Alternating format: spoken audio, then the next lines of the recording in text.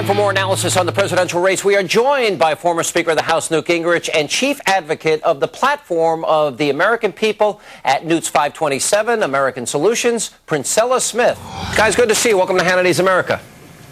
It's great to be with you. Thanks. You know, I know that, as we head here into North Carolina and Indiana, that Democrats are making the case that, well, we haven't been debating the issues about character and William Ayers and about Jeremiah Wright. And aren't those issues, too? Princella, we'll give you first dibs. Aren't those important issues as well?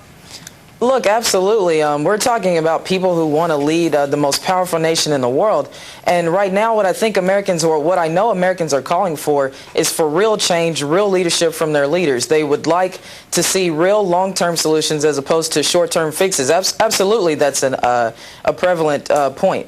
Mr. Speaker, you and I have been having a long-standing discussion and a challenge almost to the Republican Party, and that is that in this election cycle, they ought to be offering real solutions, energy solutions, defense solutions, finding common ground, English as the official language of the country.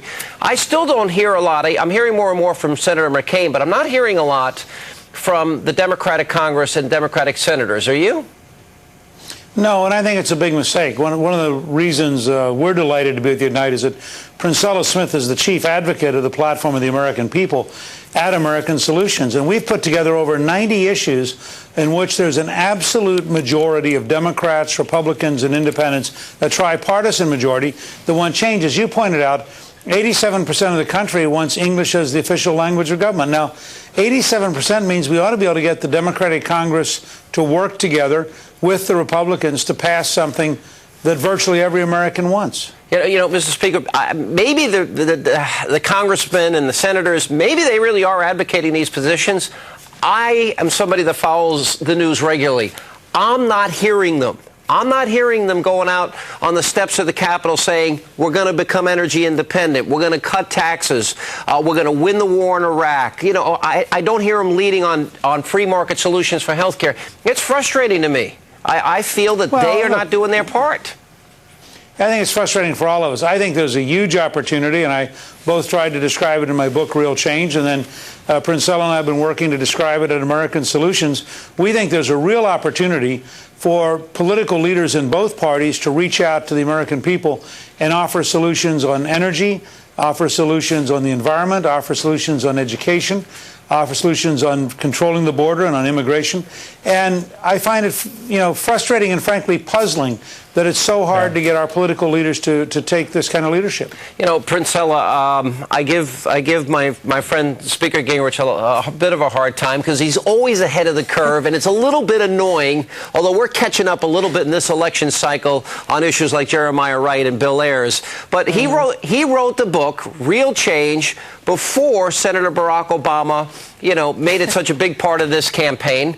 But when I listen to the Democrats talk about change, I don't see real change. I'm seeing the emergence, in the case of Barack Obama, of what it appears to be the quintessential politician with the tried and true old liberal solutions. What do you see? Look, I think you're absolutely right. Yes, obviously, Speaker Gingrich is ahead of the game, as he always is most times. It's irritating, isn't it? It really. And one thing that, yeah, it is irritating. But one of the things that I hear the speaker mention often is that we really will get change if one of those people are elected. The difference is, do we get the right kind of change? Do we get real change? And that's what the American people are demanding from their leaders right now. Yeah, no, I agree with that.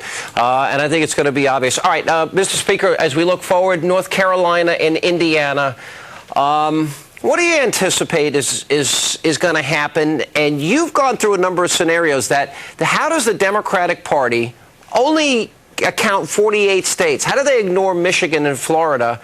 And it seems like they're really headed for a battle at the end of the day in that department. What do you think should happen?